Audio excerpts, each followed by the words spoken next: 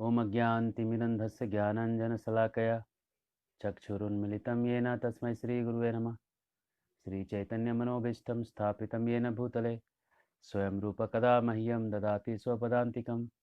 वन्देऽहं श्रीगुरो श्रीयुतापदकमलं श्रीगुरून् वैष्णवांश्च श्रीरूपं साग्रजातं सहगणरघुनाथान्वितं तं सजीवं सावद्वैतं सावधूतं परिजनासहितं कृष्णचैतन्यदेवं श्रीराधाकृष्णपादान् सहगणललिता श्रीविशाखान्वितांश्च नमो ओं विष्णुपादाय कृष्णप्रेष्ठाय भूतले श्रीमते भक्तिवेदान्तस्वामिनिति नामिने नमस्ते सारस्वते देवे गौरवाणी प्रचारिणे निर्विशेष शून्यवादी पाश्चात्यदेशतारिणे जय श्री कृष्ण चैतन्य प्रभु नित्यानंद श्री अद्वैत गदाधर शिवासादि गौरभक्तवृंद हरे कृष्ण कृष्ण कृष्ण हरे हरे हरे राम राम राम हरे हरे। हमने भगवत गीता को सफलतापूर्वक पूर्णांश तक पहुंचाया। गीता को हमने समझा। गीता को अगर हमने समझ लिया है तो हम भागवत में प्रवेश कर सकते हैं। अगर गीता में बेसिक में अगर हमारा कुछ कमी है, बेसिक के तत्वों में अगर हम समझ में कम है, तो भागवत के तत्वों में कहीं ना कहीं फंस जाएंगे। बेसिक अगर ठीक है तो आगे का एडवांस नॉलेज आप ले सकते हैं। देखिए ये कितना गहरा साइंस है। भागवत जो है, गीता जो है, सनातन धर्म जो है, वो सनातन धर्म कितना गहरा है, इसके ऊपर अब की चर्चाएं होंगी। अब हम भागवत के थीम्स को लेंगे। भागवत में जो थीम है, जो भी थीम है, जहाँ पे जो एक विचारधारा जो चल रही है, तो इसको कहते हैं भागवत के संदर्भ। हिंदी में कहेंगे संदर्भों को। भागवत के संदर्भों को देखेंगे, लेकिन गीता के जो हमने जो कॉन्सेप्ट लिए हैं वो आपको पता होना चाहिए। और चूंकि हमको पता है कि एक बार बोलने से किसी को याद नहीं रहता, इसलिए हम उसको बीच बीच में हम उसको उठाते रहेंगे, उसको फिर याद दिलाते रहेंगे कि यहाँ पे ये चीज़ कहा जा रहा है, यहाँ पे ये चीज़ कहा जा रहा है। और भागवत को, श्रीमद् भागवतम के थोड़े एडवांस लेवल पे जाएंगे। गीता में जिस लेवल पे हम थे, गीता एक बेसिक लेवल पे थी कि उतना मिनिमम एक आदमी को पता होना चाहिए।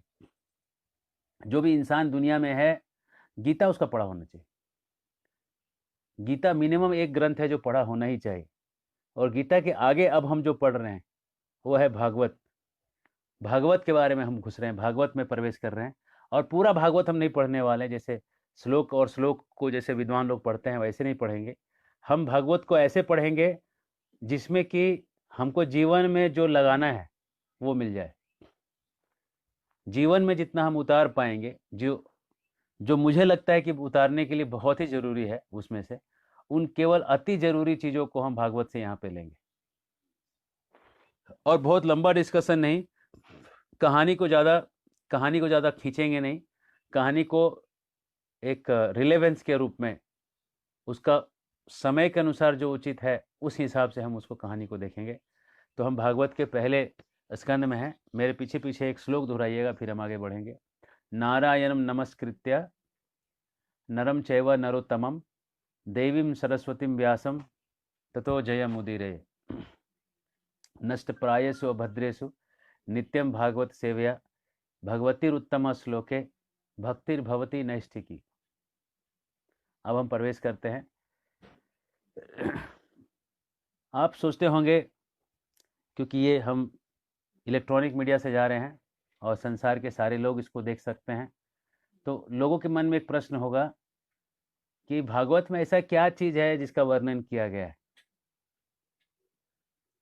तो 10 विषय वस्तु का वर्णन है भागवत में, लेकिन हम यहाँ पे आपको हम सब थोड़ा थोड़ा हम आपको, अभी हम सब नहीं बता सकेंगे आज की आज ही, धीरे धीरे करके बता पाएंगे। स्थानम पोषणम मुतया, बहुत सारी चीज़ें हैं बताने के लिए इसमें। सृष्टि कैसे हुई, सर्ग अतः सर्ग विसर्गस्य स्थानम पोषणम मुतया, इस तरह से भागवत के 10 जो तत्व हैं, तत्वों में घुसेंगे, लेकिन अभी आज नहीं, आज सारे में नहीं। आज हम केवल आपको बता रहे हैं कि भागवत में क्या चर्चा किया गया है, किस चीज़ को प्राप्त करने के लिए आप भागवत पढ़ते हैं। देखिए संसार में हर आदमी किसकी तलाश में है, हर आदमी किसकी तलाश में हो, देखिए। और जिस चीज़ की हर आदमी तलाश में है, वो चीज़ देखिए क्या है। ये देखिए पानी का ग्लास है जो बैम्बू का बना हुआ है और इसको बनाने में कोई खर्च नहीं है, बांस सस्ते में मिलता है। बांस जो है बहुत सस्ता चीज़ है। एक बांस जो है अगर आप लगा देंगे तो इसमें ऐसे ऐसे 10 ग्लास बन जाएंगे, 10 नहीं, ऐसे ऐसे 20 ग्लास बन जाएंगे और ये ग्लास चलता रहेगा। देखिए पानी कितना आसान है पीना।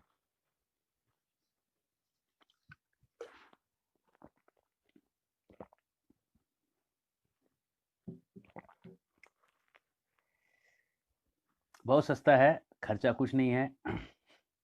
और बांस में आप रखिएगा तो इसका जो मीठा मीठापन एक पानी में उबड़ जाता है।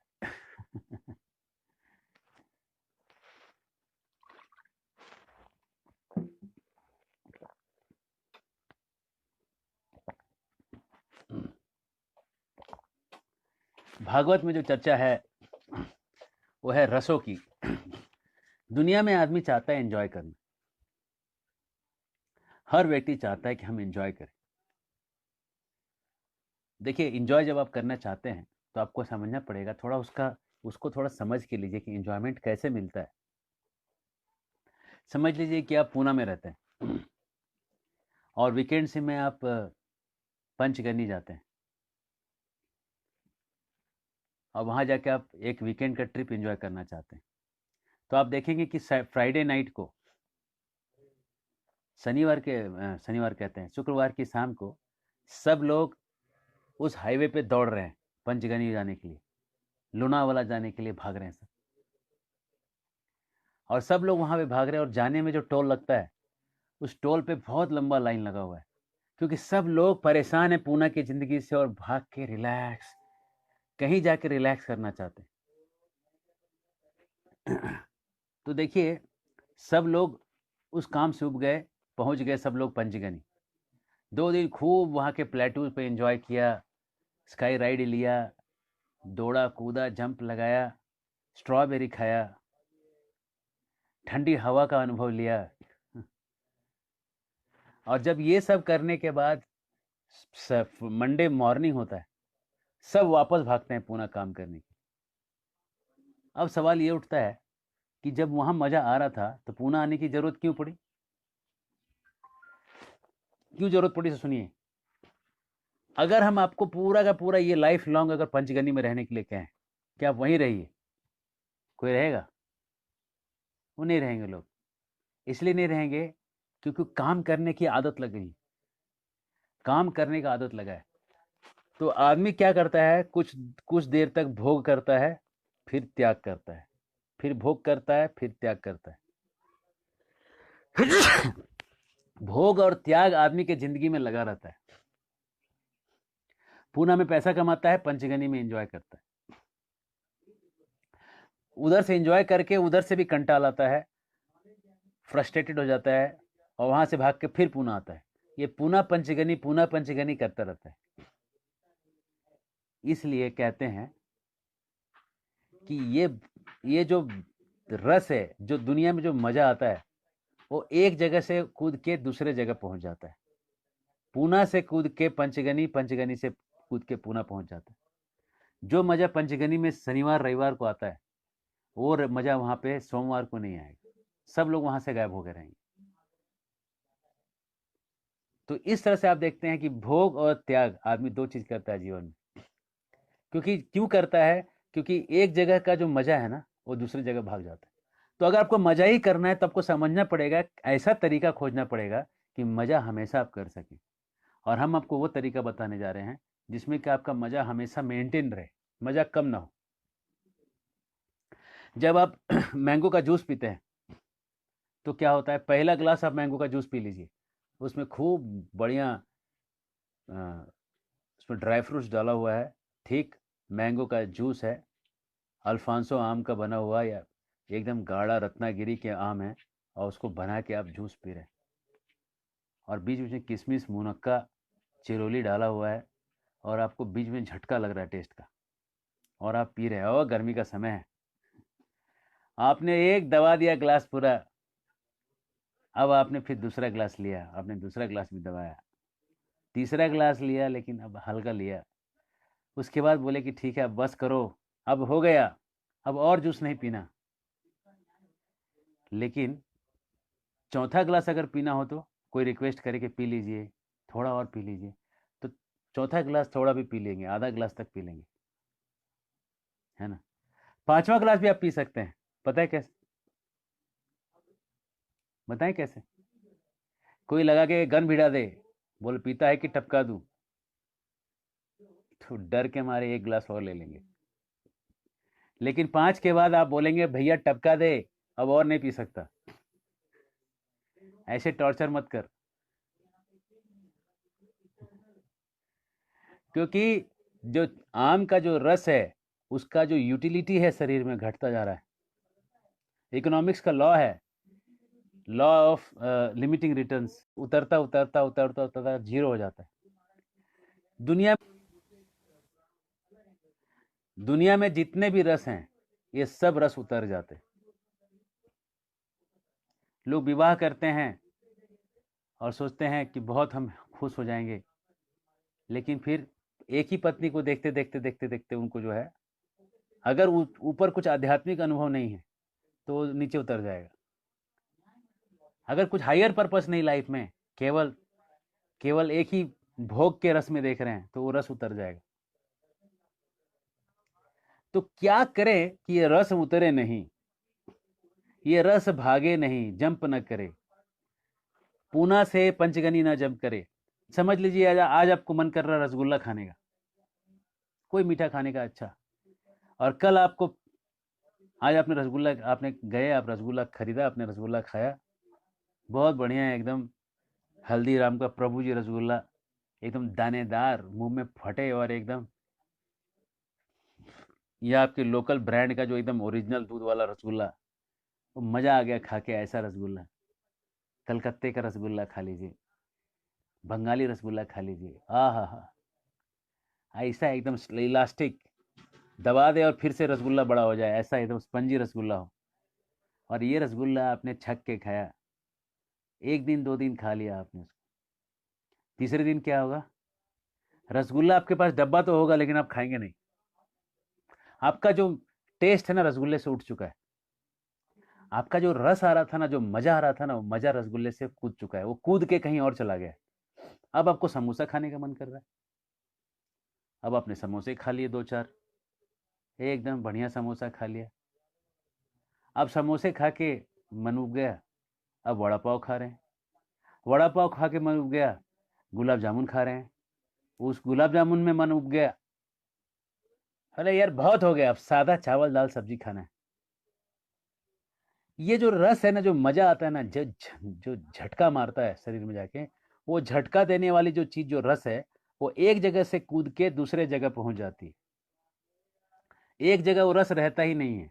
ये भौतिक संसार का रस का ज्ञान समझिए। अगर आपको एंजॉय करना है जीवन में, तो एंजॉय कैसे करना वो तो समझना पड़ेगा, उसको तो समझना पड़ेगा ना, एंजॉय कैसे करते हैं। दुनिया में कोई भी रस लीजिएगा वो रस उतर जाएगा, वो रस टिकेगा नहीं। रस का खासियत है उतरता है, कूदता है। अगर आपने आम रस पीना चालू किया, एक दो तीन चार ग्लास पी लीजिएगा, आम रस का टेस्ट उसी समय उतर जाएगा। और रोज रोज आम रस पीना है तो रस कूद के आम रस से ही कहीं और चला जाएगा। अब आपको आम रस नहीं, अब आपको पानी पूरी का रस चाहिए, तीखा कुछ हो। तो ये जो रस है ये क्या साइंस है भाई, ये है क्या चीज, क्यों ये उतर जाता है टेस्ट? क्या कोई ऐसा रस है जिसका टेस्ट उतरे नहीं? क्या कोई ऐसा रस है जो कहीं कूदे नहीं, कूद कूद के कहीं जाए नहीं? सुनिए, है ऐसा रस। कैसा रस है सुनिए। जब जब कोई संत के जीवन में देख लीजिए, जब मीराबाई छोटी थी तो भगवान की भजन किया करती थी। जब उसका शादी हो गया, कुंभलगढ़ के किले में रहती थी। आप अगर कुंभलगढ़ का किला देखेंगे जाके, राजस्थान में है, 40 किलोमीटर के आसपास उसका बाउंड्री है। चाइना वाल के बाद ये 2 नंबर का दीवार है दुनिया में, लेकिन किसी को पता ही नहीं है, भारत के लोगों को भी नहीं। आप में से कितने लोग जानते हैं कि चाइना वाल के बाद नंबर 2 वाल जो है वो कुंभलगढ़ का किला है। करीब करीब एक 20-30 फीट चौड़ा होगा, 20 फीट नहीं, ज़्यादा ही होगा। एक 4 घोड़े दौड़ सकते हैं दीवार के ऊपर, इतना चौड़ा है, एक साथ 4 घोड़े दौड़ जाएंगे। और ये दीवार वही करीब होगा 30-40 फीट ऊंचा भी होगा। पहाड़ के ऊपर वो पूरा गढ़ है और गढ़ के किनारे किनारे पूरा दीवार है। 40 किलोमीटर तक गोल घेरा हुआ पूरा दीवार है कुंभलगढ़। कई लोगों तो कुंभलगढ़ का नाम ही आज पहली बार सुन रहे होंगे।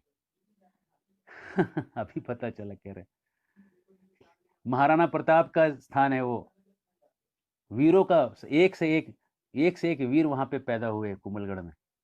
उनका पूरा वंश वहीं कुंभलगढ़ का है, कुंभलगढ़ के किले से निकले हैं सब।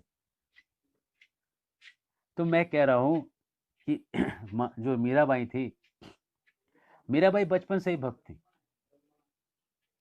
बड़ी हो गई तो भी भक्त हो गई, भक्त ही रही। शादी हो गया फिर भी भक्ति नहीं छोड़ा उन्होंने। हाँ हाँ, हम तो जरूर गए हैं, हम कुंभलगढ़ जाके आए प्रभु। और और कुंभलगढ़ का वो हमने किला देखा है अपनी आंखों से, हाथों से छुआ है, अनुभव किया है। ये यहाँ पे है नाथ द्वारा। जब आप जाएंगे ना तो नाथ द्वारे से 2 घंटे का ड्राइव होगा, 2 घंटे के आसपास का ड्राइव है ना, हाँ, राजस्थान में।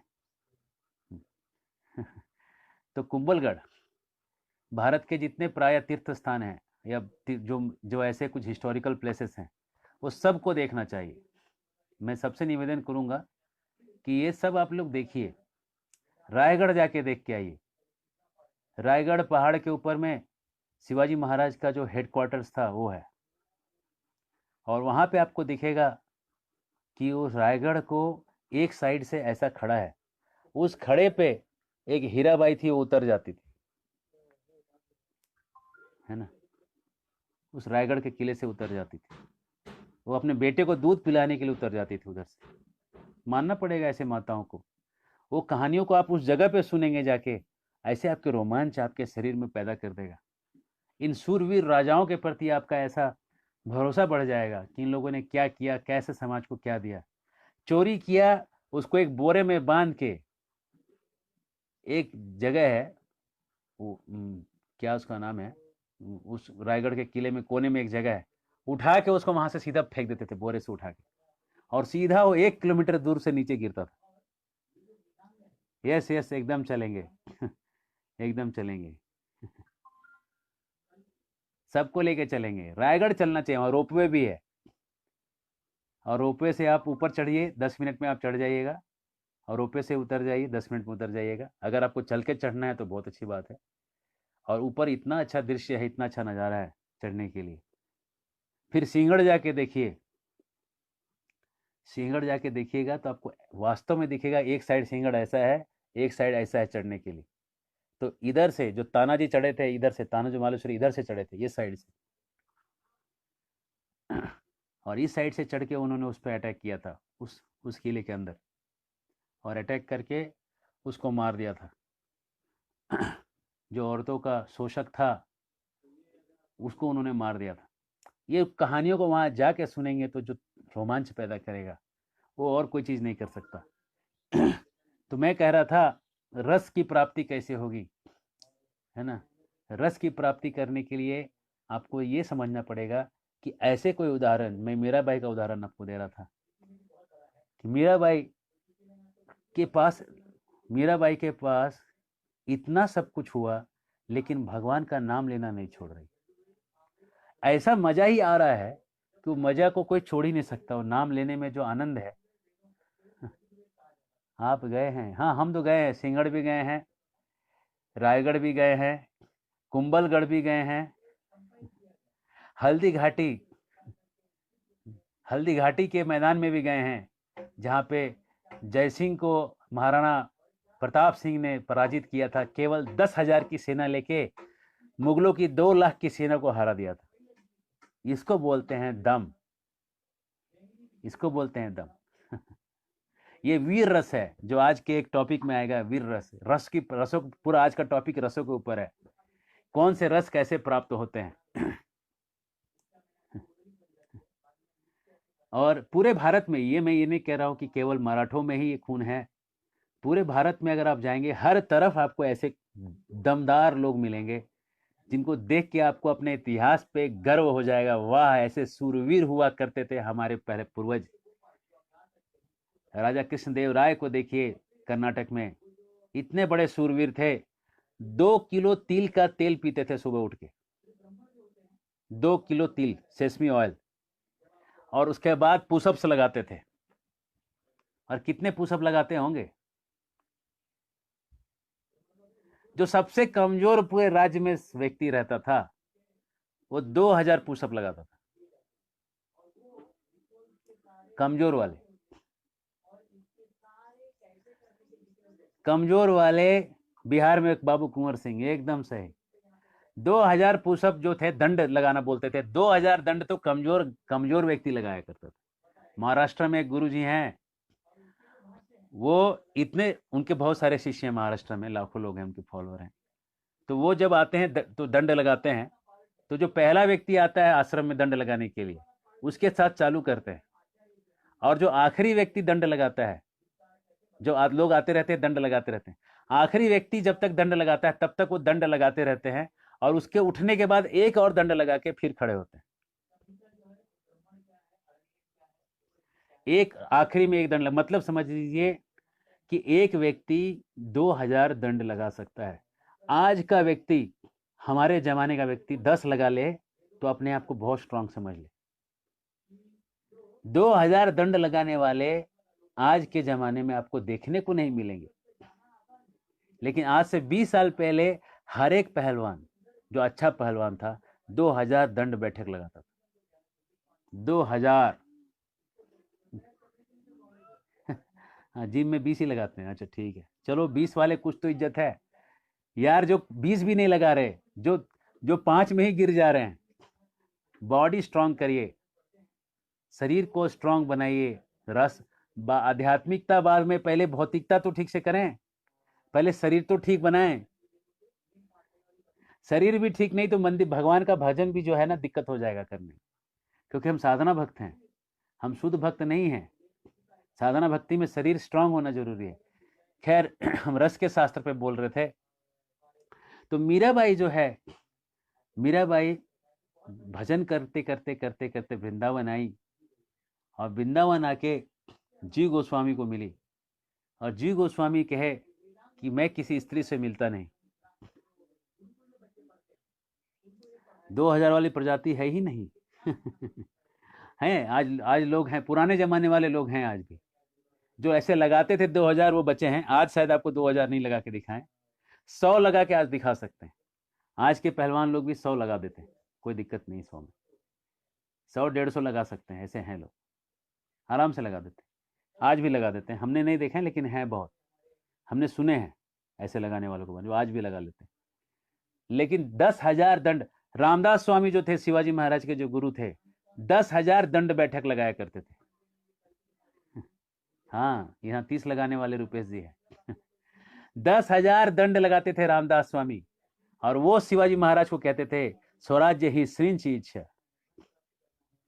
स्वराज्य की स्थापना करो शिवाजी, स्वराज्य की स्थापना, यही परम भगवान की इच्छा है, लक्ष्मी की इच्छा है, दैवी इच्छा है। उठो और स्वराज्य की स्थापना करो।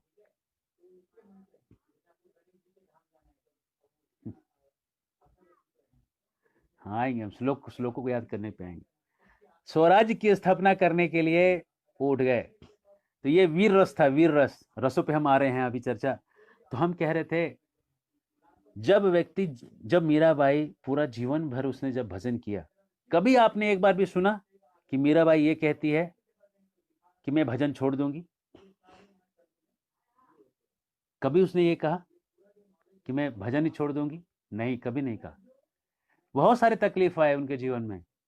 राना ने विष दिया मानो अमृत पिया, मीरा गोविंद गोपाल गाने लगी, वो तो गली गली हरि गुण गाने लगी, ऐसी लागी लगन मीरा हो गई मगन।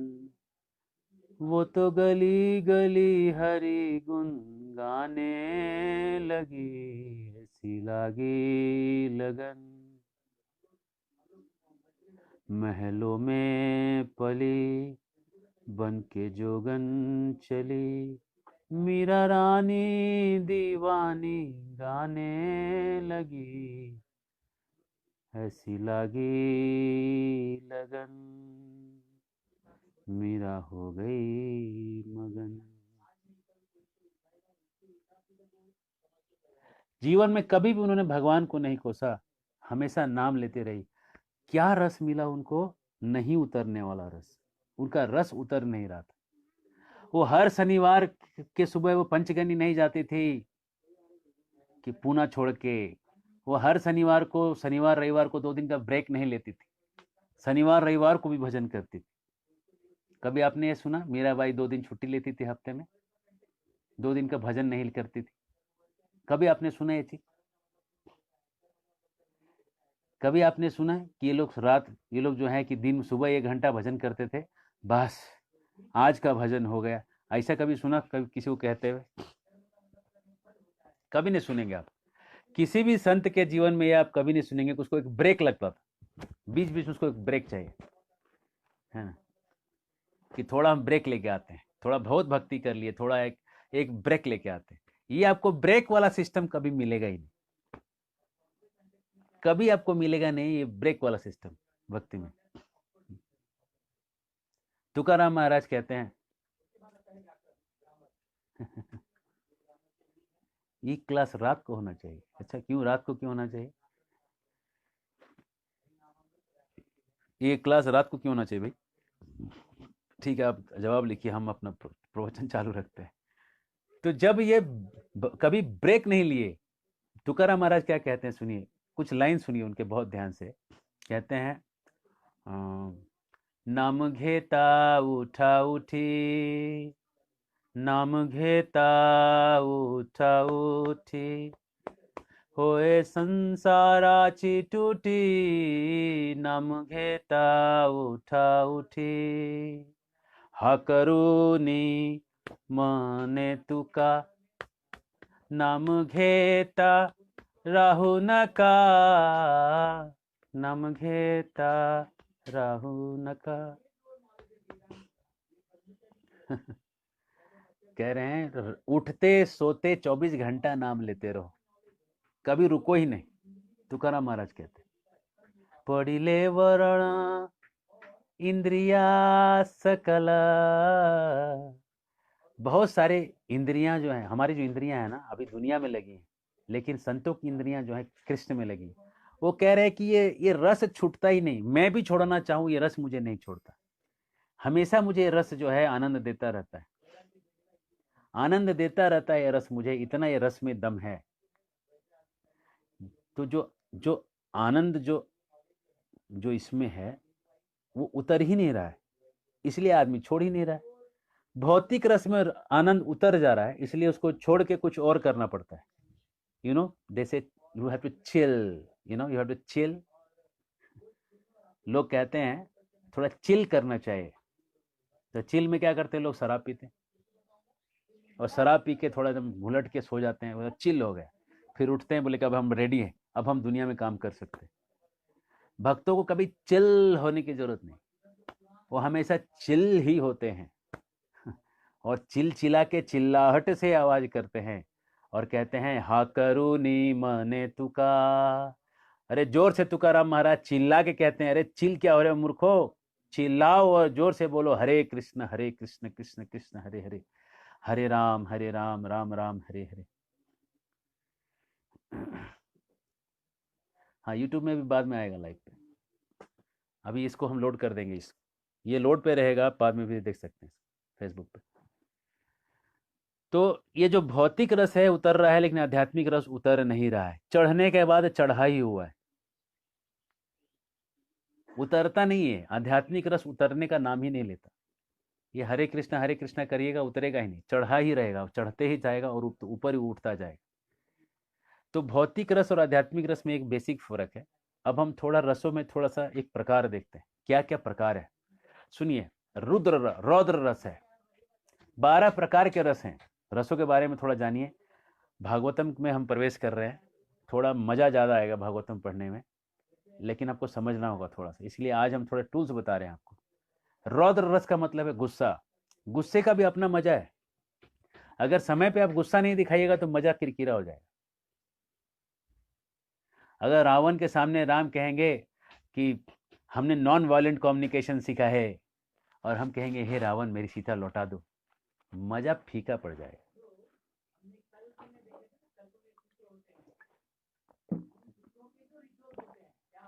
वो मजा फीका हो जाएगा अगर वहां गुस्सा ना हो। वहां पे राम कहते हैं ए रावण, माँ का दूध पिया ना खड़ा रहा। गुस्से का मजा वहां पे दूसरे रस उठा नहीं पाएंगे, वो रस उस मजा को किरकिरा कर देंगे। दया का रस है। दया मतलब किसी को माफ करना हुआ, किसी पे दया करना हुआ। दया का रस दया के जगह पे ठीक लगेगा। जब विभीषण शरणागति लेने आए और राम ने शरणागति दिया और कहा कि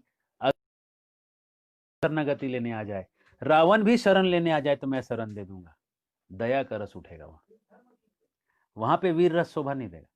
वहां पे नहीं कि ए विभीषण रावण के भाई, इसको कहेंगे रसाभास। जिस रस को वहां होना चाहिए उसके जगह कोई दूसरा रस डाल दीजिएगा, मजा बेकार कर देगा।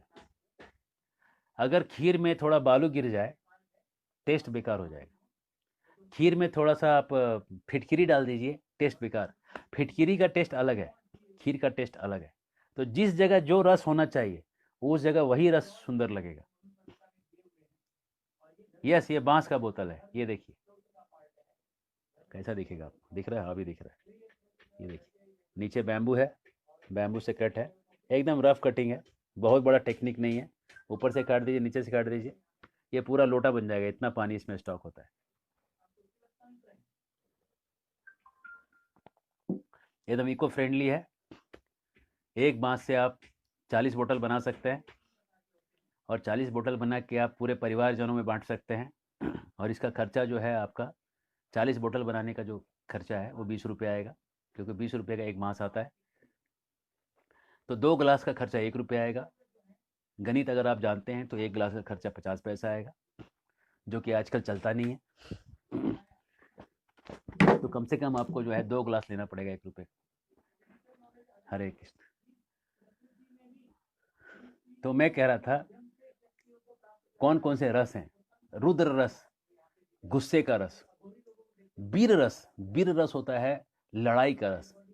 ये गुस्से का रस अलग है और लड़ाई का रस अलग है।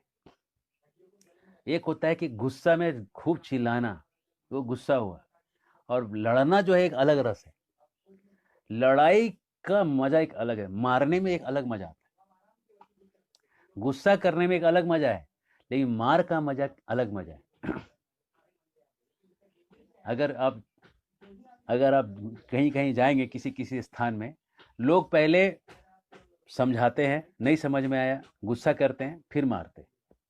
लेकिन अगर आप विपरीत किसी दूसरे स्थान में जाएंगे, पहले लोग मारते हैं, फिर गुस्सा करते हैं, फिर थोड़ा डांटते हैं, फिर वो जाके मेडिएशन करते हैं, कॉम्प्रोमाइज वो एंड में करते हैं। तो जैसे जैसे लोग जहां जहां होते हैं वैसे वैसे रस को अलग अलग हिसाब से यूज करते हैं।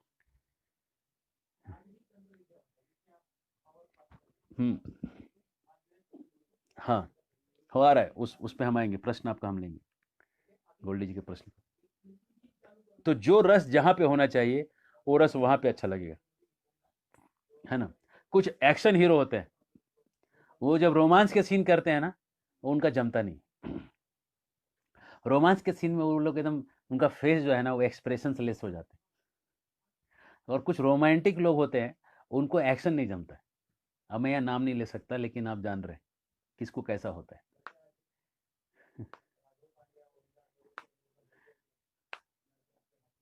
तो इसलिए जो रस है, रसों के बारे में चर्चा करते हैं। भयानक रस, भयानक जो रस है वो कोई चीज़ आप बहुत खतरनाक देखेंगे ना, आपको भयानक भयानक रस। और विभत्स रस, विभत्स रस का मतलब है शौक, आपको एकदम शौक हो गया, ये आप एक्सपेक्ट नहीं कर रहे थे और वो हो गया, है ना। जैसे कि आप गए, आप अपने रिजल्ट में नाम देखने गए कि मैं पास हुआ कि नहीं हुआ, आप ये देखने गए, आपको एक्सपेक्टेशन है मैं पास होऊंगा कि नहीं होऊंगा, और वहां पे फर्स्ट रैंक में आपका नंबर लगा हुआ है। फिर से आप चेक करेंगे, आप हैंग हो जाएंगे, हैंग, आपका दिमाग जो है ना एकदम वो हो जाएगा, रुक जाएगा, समय रुक जाएगा थोड़ी देर के लिए। इसको कहते हैं अनएक्सपेक्टेड। विभत्स मतलब शौक, आप शौक में चले गए, आपको शौक हो गया कि मैं फर्स्ट आ गया, मैं टॉप कर गया, आप यकीन ही नहीं कर पा रहे कि कैसे हो गए। ये है विभत्स रस, शौक। फिर आश्चर्य रस, आपने ताजमहल देखा, आश्चर्य हो गया, बाप रे बाप किसने बनाया है, आश्चर्य का रस हो गया देख के, है ना। तो जो जो रस जिस जिस जिस जगह आ रहा है वो रस उधर उधर उधर उठेगा, है ना। साख्य रस, दोस्ती का रस, ये दोस्ती हम नहीं तोड़ेंगे, दोस्ती का भी रस है, उसमें भी बहुत रस है ना। और श्रृंगार का रस है ना। अफेयर, बॉयफ्रेंड गर्लफ्रेंड जो अफेयर करते हैं, या पति पत्नी के साथ जो श्रृंगार का जो रस है, वो श्रृंगार का भी एक, श्रृंगार का एक रस है। तो ये सब 12 प्रकार के रस हैं, है ना। शांत रस भी है, कहीं शांत रहना भी एक रस है, किसी किसी जगह में। और वात्सल्य का रस है, जैसे बाप माँ को जो बच्चों के प्रति जो फीलिंग आता है, गाय को देखिए अपने बच्चे के प्रति जो उसका फीलिंग रहता है, वात्सल्य का उदाहरण है सब। तो ये सारे रसों को जोड़ दीजिएगा ना, इसको कहेंगे प्रेम। सारे रस जुड़ जाएंगे, प्रेम बन जाएगा। वीर रस, विभत्स रस, साख्य रस, अद्भुत रस, सारे प्रेम में सब प्रकार के रस होते हैं। जैसे एक लड़का एक लड़की से प्रेम करे तो हो गया श्रृंगार रस, और अगर उनका ब्रेकअप हो जाए, अगर उनका ब्रेकअप हो जाए तो हो जाएगा भयानक रस, शौक, शौक हो जाएगा। एक बार एक लड़का लड़की जो थे चौथे फ्लोर पे थे, लड़के ने लड़की को रिजेक्ट कर दिया, ब्रेकअप हो गया दोनों का, लड़का नीचे से निकल गया, लड़की जो है सदमे में चली गई, लड़की को समझा नहीं क्या करना चाहिए, लड़की कूद गई चौथे मल्ले से, चौथे तल्ले से कूद गई, और जब लड़का निकला वो ठीक उसके ऊपर ही गिर गई, लड़का मर गया, लड़की बच गई। इसको कहते हैं विभत्स रस, शौक। ऐसा कैसे हो गया। और उसके बाद अगर हंसी आ रही है तो हास्य रस, जो भी रस आपको इसमें से अनुभव हो रहा है वो रस। दया का रस सुनिए कैसा है। अरे द्वार पालो, कन्हैया से कह दो, दर पे सुदामा गरीब आ गया है, भटकते भटकते न जाने कहाँ से तुम्हारे महल के करीब आ गया है, तुम्हारे महल के करीब आ गया है। न सर पे है पगड़ी, न तन पे है जामा, बता दो कन्हैया से नाम है सुदामा, बता दो कन्हैया से नाम है सुदामा। सुनते ही दौड़े चले आए मोहन, लगाया गले से सुदामा को मोहन, बराबर में अपने सुदामा बिठाए, चरण आंसुओं से श्याम ने धुलाए, चरण आंसुओं से श्याम ने धुलाए। हुआ रुक्मिणी को बड़ा ही अचंभा, मेहमान कैसा अजीबा गया है। भगवान सुदामा की हालत को देख के रो रहे हैं, दया आ रही है। भगवान दया का रस देखिए कैसे आ रहा है, दया का रस कैसे आया सो देखिए, ये रस है और इसमें साख्य रस मिला हुआ है। भगवान का मित्र है और मित्र पे दया आ रही है। दया का रस और साख्य का रस, दो दो डबल इंजन से रस निकल रहा है। आंख से आंसू आ रहे हैं, ये भजन सुन के और कह के दिल पिघल जाता है, आंख से नैने से आंसू आ जाते हैं, ऐसा भजन है। मेरे यार सुदामा रे तू घने दिनों पे आया, रस ही ऐसा है, दया का रस है। और रस सुनिए,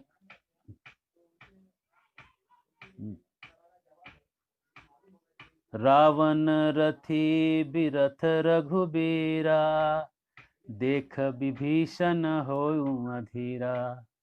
रावण रथ पे है और भगवान राम जो है बिना रथ के पैर पे खड़े हैं।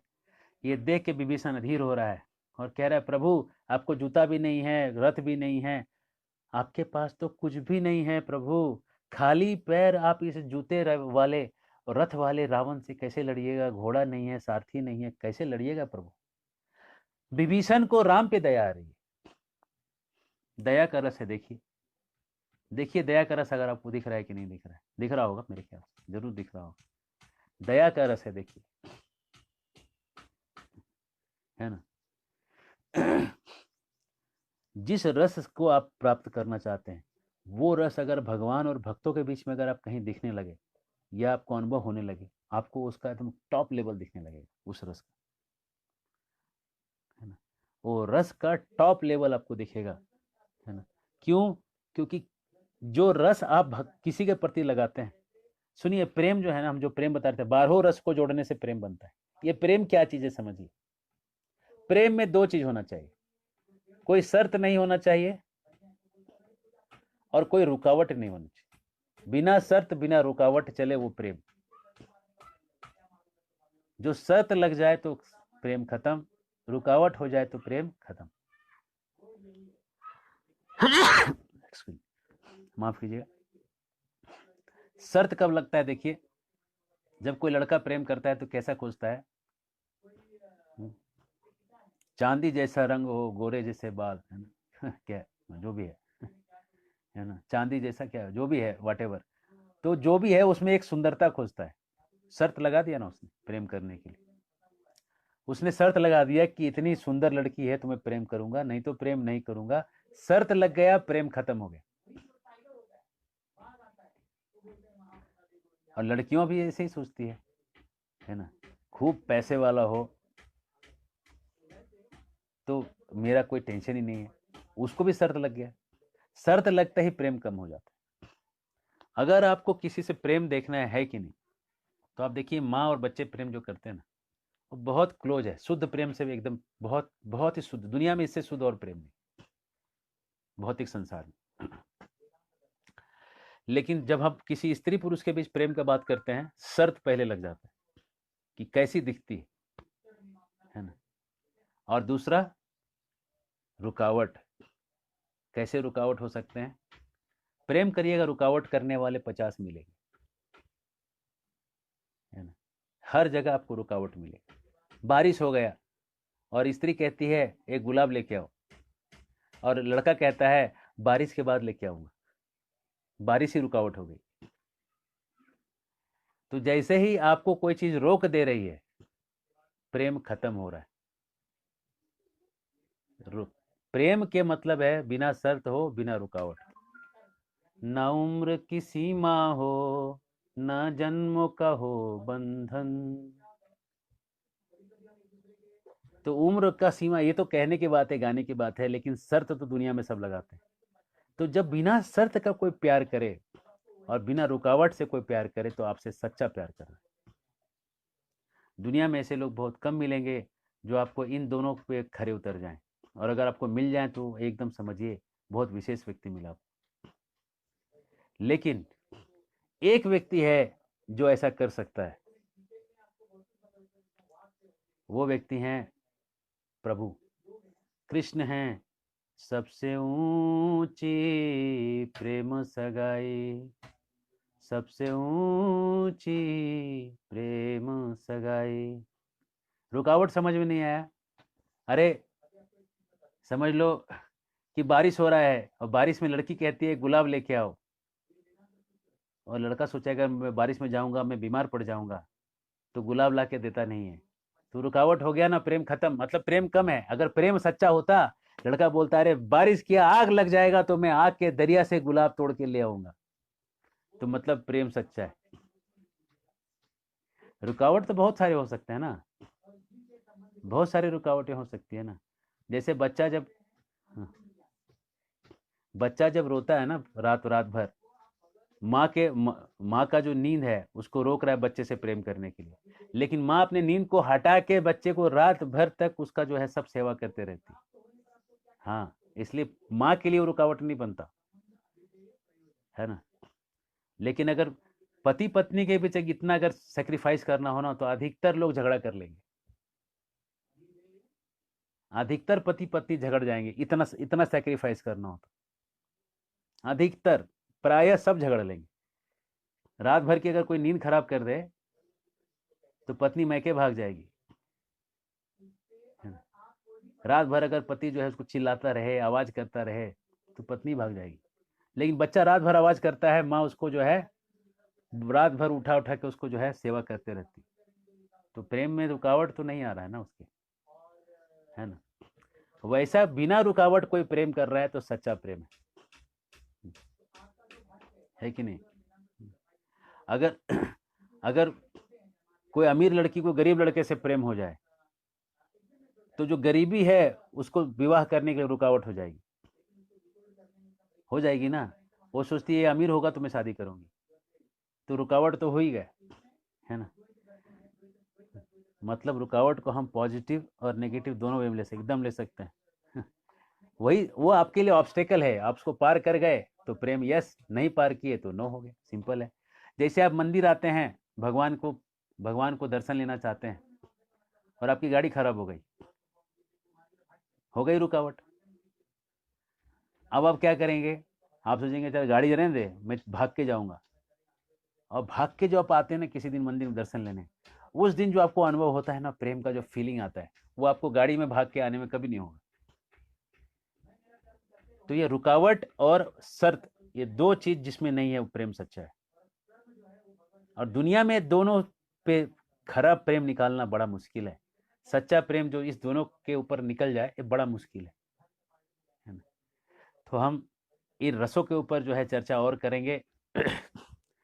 तो ये जो अगर ऐसे व्यक्ति को आप खोज लो जहां से सारे रस निकल रहे हैं, रसों का स्रोत अगर आपको मिल जाए, स्रोत मतलब सोर्स, सारे रसों का स्रोत ही मिल जाए, वीर रस, विभत्स रस, भयानक रस, रौद्र रस, गुस्से का रस, शांत का रस, वात्सल्य का रस, सारे रस एक साथ अगर एक व्यक्ति में स्रोत के रूप में मिल जाए ना, वो व्यक्ति आपको खोजना है। बस वो व्यक्ति मिल गया कि सारे के सारे आनंद का जो जो चैनल है आपका ऑन हो जाएगा, सब आपका चैनल ऑन हो जाएगा।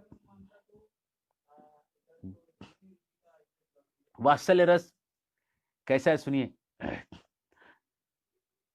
माँ जसोदा जो है कृष्ण के साथ बात करती है और कृष्ण मुंह में मक्खन लगाए, हाथ में मक्खन लगाए और कहता है मैं चोरी नहीं की। तो वात्सल्य रस कैसा है सो देखिए। मैया मोरी मैं नहीं माखन खायो, मैं बालक बहियन को छोटो, छीको के है विधि पायो। मेरे हाथ छोटे हैं तो मैं कैसे दही को ले पाऊंगा, मक्खन खा पाऊंगा। कितना भोला भाला तर्क दे रहा है। माँ बोलती है रे मेरे को सिखा रहा। तो फिर दूसरा तर्क देता है, कहता है चार पहर बमसी बट भटको, सांझ ढले घर आयो री मैया मोरी, मैं कब माखन खायो। मैं कब माखन खाया, मैं दिन भर घूमता रहता हूँ। अरे मुंह में मक्खन लगाया बेटा, तेरे हाथ में मक्खन लगाया है और तू बोलता है मैंने कब माखन खाया। झूठ की कोई हद होती है? हद के पार का झूठ बोल रहा है। तो माँ छड़ी निकालती, कहती है कि तेरे को, तू बोल, कबूल कर कि तूने खाया है कि नहीं खाया। कृष्णा डर गया, बोला बाप रे, तो मार खाना पड़ेगा। तो कृष्ण लॉजिक का लास्ट पॉइंट मारता है। कृष्ण कहते हैं, मेरे दोस्त लोग चिढ़ाते हैं मुझे कि माँ, मैया, जसोदा गोरी, नंद गोरे, तो तू कत भय श्याम। जब तेरी माँ गोरी है, तेरा बाप भी गोरा है, तो तू कल्लू कैसे निकला रे। तो ये कृष्ण जो था, उसने ये लॉजिक डाला। तो वो लोग कहते थे, मैं थोड़ी विश्वास करता था, मैं तो अपने आप को तुम्हारा ही बेटा मानता था, लेकिन मैं इतना कह रहा हूं कि मैंने चोरी नहीं किया, चोरी नहीं किया, तू फिर भी मुझे मारने जा रही है। अब मैं समझ गया, तू मेरी सगी माँ नहीं हो सकती। सगी माँ होती ना तो आज मुझे छड़ी से नहीं मारती। और वो रोने का नाटक करने लगा। जशोदा ने जैसे सुना कि मुझे सगी माँ से वो कर रहा है, छड़ी फेंक दिया, उठा लिया बच्चे को, बोलता है, रे लल्ला, तूने माखन नहीं खाया। मुंह में माखन लगाया, हाथ में माखन लगाया, और माँ कह रही है गोदी में लेके, लल्ला मेरे, तू नहीं, तय नहीं माखन खायो। तूने माखन नहीं खाया रे, मैं कह रही हूं तू माखन नहीं खाया, चल मैं मान गई। कौन कहता है कि तूने माखन खाया। तो कृष्णा समझ गए कि अभी जान ही गई है, छड़ी फेंक ही दिया है, और माँ प्यार कर ही रही है, इमोशनल हो गई है। तो कृष्ण कहते हैं, सुन मैया मोरी, मैंने मैंने ही माखन खायो, मैंने ही माखन खाया, मैंने ही माखन खाया, मुंह में लगा के बोल दी। तो ये है वात्सल्य रस। इस रस के शुद्धता में, वात्सल्य रस शुद्धता में प्रकट है वहां पे। इन रसों को अगर आप देखेंगे, ये रस उतरते नहीं है, आध्यात्मिक रस जो है उतरते नहीं है। तो हम भागवत में प्रवेश करेंगे जहाँ रसों का चर्चा है, और ये रस अगर सारे के सारे कृष्ण में लग जाएं, जो सारे रसों के स्रोत हैं, अखिल रसामृत मूर्ति कहते हैं। वेदों में कहा गया है कृष्ण अखिल रसों के मूर्ति हैं, वहीं से सारे रस पैदा हुए हैं। अगर वो रस का सोर्स आपने चैनल कर लिया, आपको बहुत ही रस मिलेगा, जीवन में रस से आप भर जाएंगे। और चूंकि हम भागवत में प्रवेश कर रहे हैं, थोड़ा सा मैं 2 मिनट आपको ये बताऊंगा कि भागवत कैसे साइंटिफिक है, इसके बारे में थोड़ा बताऊंगा। तीसरा स्कंद है, देखिए भागवतम। ये देखिए, ये उल्टा दिख रहा है आपको, लेकिन इसमें श्रीमद् भागवतम लिखा है और 3rd कैंटो लिखा है। 3rd कैंटो में कपिल मुनि जो हैं वो सिखा रहे हैं मूवमेंट्स ऑफ लिविंग एंटिटीज। ये अध्याय 32।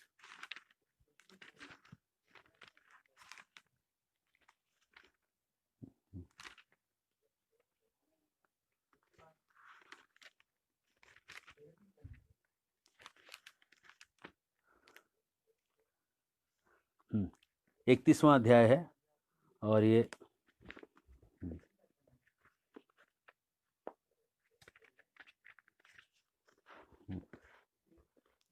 सुनिए कैसे भागवतम आज के मॉडर्न साइंस के टक्कर का है। सो सुनिए, जिस किताब को हम अभी रोज थीम वाइज लेंगे, संदर्भों को लेंगे, उसके उसकी दम को देखिए कहाँ तक दम है। देखिए, अगर आप थोड़ा सा मेडिकल साइंस के बारे में बताते हैं, मेडिकल साइंस में जो पहले साल में, फर्स्ट ईयर में जो पढ़ाते हैं मेडिकल कॉलेज में, वो एनाटॉमी, फिजियोलॉजी और बायोकेमिस्ट्री, तीन विषय पढ़ाते हैं। उसमें से जो एनाटॉमी है, एनाटॉमी का एक इंटरनेशनल बुक है ग्रेज एनाटॉमी। ग्रेज एनाटॉमी में एम्ब्रियोलॉजी के ऊपर जो लिखा हुआ, जो चर्चा किया हुआ है, उसमें लिखा है पहले बनता है जायगोट, जायगोट से बनता है मोरूला, ब्लास्टूला, गैस्ट्रूला, ऐसे स्टेजेज आते हैं। तो जो ब्लास्टूला का जो स्टेज है, उसके बारे में कहते हैं ये बुलबुले के जैसा दिखता है, बबल लाइक स्ट्रक्चर है, और 4 से 6 दिन के बीच बनता है। Blastula forms from 4th to 6th day. ये ग्रेज एनाटॉमी कह रहा है, ग्रेज एनाटॉमी कह रहा है 4 से 6 दिन में ब्लास्टूला बनता है। भागवत में क्या कह रहा है, तो सुनिए। भागवत कह रहा है, स्कंद 3 अध्याय 31 टेक्स्ट 2, कललम त्वेक रात्रेण पंचरात्रेण बुद्बुदम दसाहेन तु करकंधु पेशयंडा वा ततः परम। पहली रात को जब वे मिलते हैं तो पांचवी रात को बुलबुले के जैसा स्ट्रक्चर बनता है, पांचवी रात को बनता है बुलबुला। और ग्रेज कहता है कि 4 से 6 दिन के बीच बनता है। भागवतम करा रहे 4 से 6 दिन नहीं, एग्जैक्ट पांचवी रात को बनता है। देखिए ज्यादा स्पेसिफिक कौन है, ज्यादा प्रमाणिक कौन है? भागवत है। 5000 साल पहले भागवत लिखा गया। वेद व्यास ने भागवत लिखा 200 साल पहले, 150 साल पहले ग्रेज लिखी गई, 100 साल पहले लिखी गई, समझिए। और ये 100 साल पहले, और आज भी वही चल रहा है। आज जो ग्रेज चल रहा है उसमें अल्ट्रासाउंड है, उसमें सीटी स्कैन है, एमआरआई स्कैनिंग है, कलर डॉपलर है, सारे इंस्ट्रूमेंट से वो चेक करके लिख रहा है कि 4 से 6 दिन के बीच बनता है। 5000 साल पहले वेद व्यास जो लिख रहे थे उनके पास कुछ नहीं था, ना अल्ट्रासाउंड था, ना एमआरआई था, ना सीटी स्कैन था, लेकिन ये होने के बाद भी उन्होंने सीधा लिख दिया पांचवी रात को बनता है। देखिए कौन ज्यादा एडवांस्ड। आगे देखिए क्या लिखते हैं, आगे लिखते हैं कि चौथे महीने में खून बनता है, मांस बनता है, और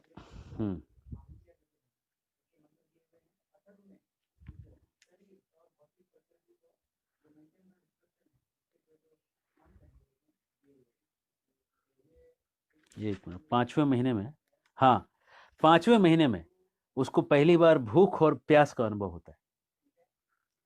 5वें महीने में भूख और प्यास का अनुभव हो रहा है। अब आप बोलेंगे इसमें कौन सा बड़ा बात है? वेद व्यास लिख रहे हैं 5वें महीने में। देखिए क्या लिखा है, पंचभी क्षुत्रिड उद्भव, भूख और प्यास का उद्भव 5वें महीने में होता है। मॉडर्न साइंस के पास कोई ऐसा मशीन नहीं है जिसे वो ये बता दे कि बाहर आए आदमी का कोई बता दे कि भूख और प्यास लगा है। गर्भ में शिशु का भूख और प्यास तो छोड़ दीजिए, गर्भ के शिशु का भूख और प्यास छोड़ दीजिए, जो आदमी बाहर घूम रहे हैं उसका निकाल दीजिए कि उसको भूख और प्यास लगा है। कोई नहीं बता सकता, मशीन नहीं है आज बताने के लिए किसी को भूख और प्यास लगा है। लेकिन 5वें महीने में भूख और प्यास लगता है, वेद व्यास को पता चल रहा था। यह है तीसरा स्कंद। तीसरे स्कंद में ऐसी ऐसी चर्चाएं, भागवत में ऐसे ऐसे गहराई के ज्ञान है जो आज के साइंस से बहुत आगे का ज्ञान है। और भागवत में जो 5वां स्कंद है जिसमें कि यूनिवर्स का स्ट्रक्चर बताया गया है, इतना गहरा और इतना विशेष वर्णन है, आज के साइंस से बहुत आगे का वर्णन है। तो उन सबको हम चर्चाओं को कल से हम संदर्भ देखेंगे, जो हमारे जीवन में भागवत जहाँ पे लग सकता है उसको हम कैंटो करके हम पढ़ेंगे। और ये अगले 20 दिन तक हम चलाएंगे, है ना। इस महीने के अंत तक हम जरूर चलाएंगे इसको, और जहाँ तक होगा उसको हम प्रयास करेंगे वहाँ तक कवर करने का। रोज एक एक थीम लेंगे और थीम आगे बढ़ेंगे। हरे कृष्णा। और अभी कुछ प्रश्न हैं यहाँ पे जो मैं देखता हूँ। एक प्रश्न है, अगर आपकी कोई शरण में के गद्दारी करे तो शरण देना तो वेस्ट हो जाएगा, ऐसे सिचुएशन में क्या करना चाहिए? शरण जो दे रहा है उसमें वो ताकत होना चाहिए, उसे गद्दारी को भी हैंडल कर सके। अगर गद्दार को शरण नहीं ले सकते हैं तो उतना पावर अपना लेना नहीं चाहिए। क्षत्रियों को पता रहता है कि कब कैसे उसको डील करना है। 4 तरीके हैं, साम दाम दंड भेद। साम समझा के, दाम फाइन करके, दंड पीट के, भेद लड़वा के। चारों तरीके से गद्दारों को कंट्रोल किया जाता है। और कुछ लोग राजा के पास ऐसे रहते ही हैं जो कुछ गद्दार टाइप के लोग रहते हैं, और कभी कभी उनको यूज भी किया जाता है, गद्दारों को उनको यूज करके भी कुछ काम निकलवाते हैं। बहुत साथी होना पड़ता है राजा बनने के लिए। ये आज के लोकतंत्र जैसा नहीं है जो मूर्खों का तंत्र है। और कई साधु भी हैं जो लोकतंत्र की बड़ी वो करते हैं, संस्तुति करते हैं। लोकतंत्र कोई स्तुति करने वाली चीज नहीं है। क्यों स्तुति करने वाली चीज नहीं है? कि एक लड़की का रेप हो जाता है और 10 साल लग जाते हैं उसको न्याय मिलने में। ये लोकतंत्र है। अगर राजा होता तो एक दिन में उसका गला काट देता था। आज न्याय ही नहीं मिल रहा है। अगर राजा सही है तो न्याय तुरंत मिलना चाहिए। अगर राजतंत्र होगा तो न्याय मिलने में देरी नहीं, है ना। कोई अच्छा अगर प्रधानमंत्री भी बन जाए, लेकिन तंत्र तो लोकतंत्र ही है जिसको लेके चलना है, सबको लेके चलना है, तो कहां से कुछ कर पाएंगे। अगर वो राजा रहता लोकतंत्र की जगह खटाखट खटाखट डिसीजंस ले सकता था। इसलिए लोकतंत्र बुड़बक तंत्र है, बेवकूफों का तंत्र है ना। और जो साधु लोग इसकी स्तुति करते हैं उनको शास्त्र नहीं पता है, दे डोंट नो स्क्रिप्चर्स। राजा हो, आचरण करने वाला धार्मिक हो, और उसी को बिठा दो। हर 5 साल में इलेक्शन करते हैं तो हर व्यक्ति कुछ करने का जगह अपना इलेक्शन का कैंपेनिंग का सोचते रहता है। अगर राजतंत्र रहेगा तो एक बार राजा बन जाएगा तो जीवन भर राजा है। अरे राजा कितना भोग करेगा, लेकिन लोकतंत्र में तो हर व्यक्ति ही एक भोग करने वाला है ना। हरे कृष्णा। तो हम कल से भागवत के संदर्भों पे चर्चा करेंगे। मिलेगा क्या, क्या मिलेगा पूछ रहे हैं? सोमरस मिलता है क्या? सोमरस यहाँ संसार में नहीं मिलता है, ठीक है। मृत संजीवनी सूरा मिल जाएगी, और कुछ आपको औषधियाँ ऐसी मिल जाएंगी जिससे कि आप बीमार न पड़े, लंबा समय जी सकें। सूरा आपको पीना है तो स्वर्गलोक जाना पड़ेगा, वहां पे ही आपको ये मिलेगा। इस संसार में सूरा का उपलब्धि नहीं हो सकता। हाँ, अगर आपको लंबा जीना है तो मैं कल बता रहा था, दूध खाइए देसी गाय का, दही खाइए रोज, मट्ठा छाछ पीजिए दही का, और घी खाइए, असली असली घी खाइए, और शहद खाइए। 4 चीज़ें अगर आप खाइएगा आप लंबा जी लीजिएगा। 100 साल से ज़्यादा नहीं जी पाइएगा, फिर भी 100 साल से ज़्यादा जीना है तो स्वर्ग लोक जाना पड़ेगा। हरे कृष्णा। और कोई सवाल है? ठीक है, लगता है सारे सवाल का उत्तर हो चुका है ना। कल हम आएंगे ठीक 10 बजे, और कल 10 बजे आइएगा। 10 से लेके 10:10 तक हम लोग कीर्तन करेंगे, भजन करेंगे, और 10:10 से हम क्लास चालू करके 11 बजे इसको अंत करेंगे, है ना। आज हमने 10:10 से चालू करके 11:10 तक किया है। कल हम 10 से लेके 11 करेंगे क्लास, 10 से लेके 10:10 तक कीर्तन करेंगे। तो आप लोग जरूर आए और हमारा उत्साह बढ़ाएं। हरे कृष्ण। बहुत बहुत धन्यवाद। श्रील प्रभुपाद की जय।